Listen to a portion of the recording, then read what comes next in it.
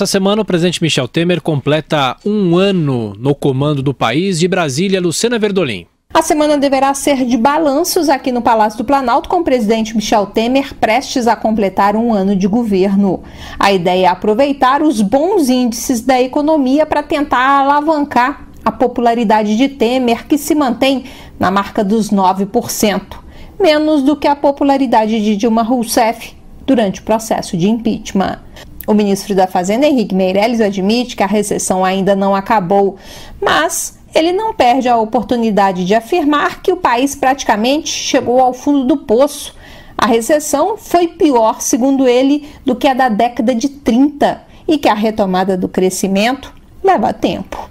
Apesar dos problemas e da falta de apoio popular, Temer conta com um bom relacionamento que mantém com deputados e senadores para aprovar as reformas da Previdência e Trabalhista.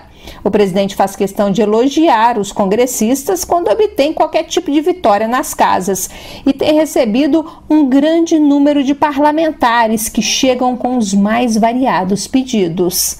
Na semana passada, o governo afastou indicados de políticos que votaram contra a reforma trabalhista na Câmara. O recado é claro, de que o governo não vai aceitar traições. De Brasília, Luciana Verdolim. Primeiro a leitura econômica, Denise. Bons números, mas uma coisa muito relativa. Bons números em relação ao que a gente tinha um ano atrás, que você não tinha principalmente perspectiva de melhora. Hoje você tem pelo menos a inflação sob controle baixa, ainda que tenha muita relação com recessão, mas mudou muito o cenário. A gente estava convivendo com uma inflação de 2 dígitos, agora a projeção para o ano é alguma coisa ao redor de 4%, que é abaixo do centro da meta.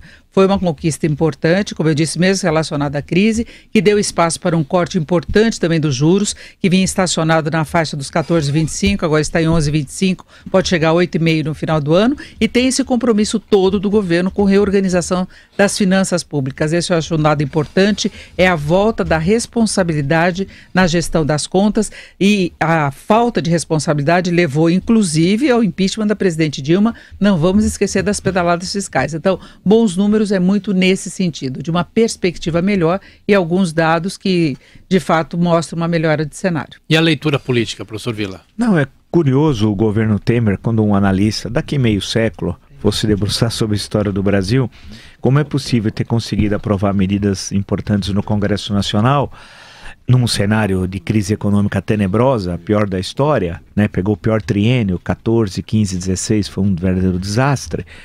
Como é que conseguiu aprovar essas medidas? Porque normalmente você consegue aprovar certas medidas quando tem um boom econômico, não numa situação de crise como essa. Mas conseguiu, até agora tem conseguido. Vamos ver o que vai ocorrer em relação especificamente à reforma da Previdência e tal.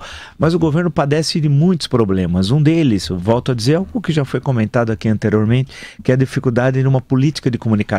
Você precisa saber vender o peixe, não só vender o peixe, mas explicar o que esse peixe tem de bom, né? E o governo, em momento algum, apesar de um ano, conseguiu estabelecer uma política de comunicação eficaz com a população. Por outro lado, o governo teve dificuldades em até estabelecer momentos que eram favoráveis ao governo, de convocar, por exemplo, uma rede nacional de rádio e TV e faturar politicamente. Política é assim, você tem que aproveitar, faturar, você esconde o que é ruim e fatura o que é de bom, né? Já disse um ministro lá em 1994 isso e tal. Por exemplo, aquela sexta-feira do fracasso da greve, do ataque, das violências, aqui em São Paulo em especial, do que os criminosos do PT e seus asseclas fizeram. O presidente poderia ter convocado uma rede nacional de rádio e TV, falado na importância das reformas de forma curta e ter mostrado que era um defensor da lei, da ordem e da Constituição. Não o fez, optou por uma nota pífia, uma nota oficial que não tem mínima importância. E ele continua tendo problemas do círculo ali do Palácio do Planalto, os que estão mais próximos ao presidente, muitos com acusações aí da Lava Jato, que a gente não sabe até quando isso vai. Porque é bom lembrar que foi para o Supremo, e está lá no Supremo. E se for esperar alguma decisão mais drástica do Supremo, o que é drástica? É fazer justiça. Do Supremo não vai acontecer mais nada. Então é interessante como é que o governo, apesar de alguns desses problemas, são outros ainda, mas não vamos listar todos eles aqui, tem conseguido ter vitórias significativas no Congresso Nacional.